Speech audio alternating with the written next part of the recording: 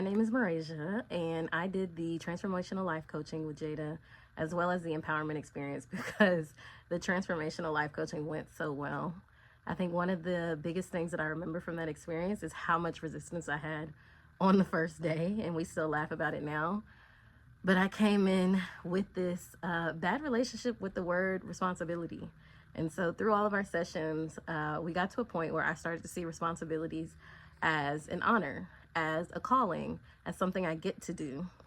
And so I shifted that relationship, which was the foundation of me shifting a lot of relationships that I had with life experiences, the way I viewed life, the way I saw how I should show up in life.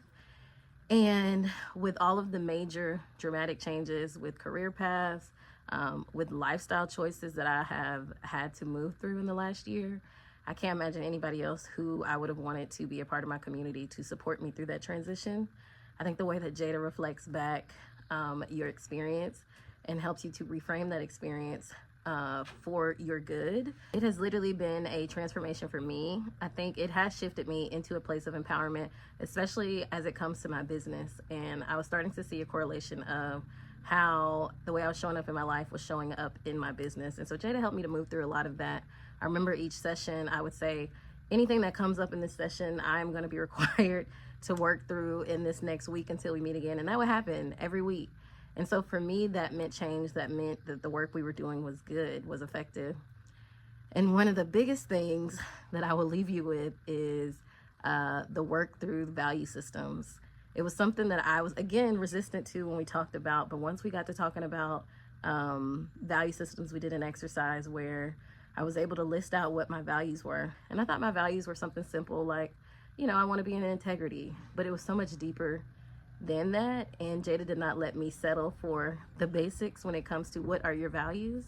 And I realized how much I was denying my values in my normal day-to-day life and practicing a lot of self-abandonment. And so now I had this value system that I can resort to make sure that I am not abandoning myself or leaving myself out.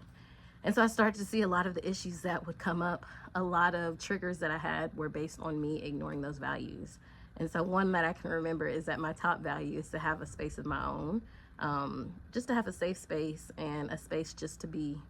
And once we talked about that, I started seeing how a lot of the times when I was off balance and feeling a lot of heavy things, it was because I was ignoring that. And so I started looking at my values as a relationship.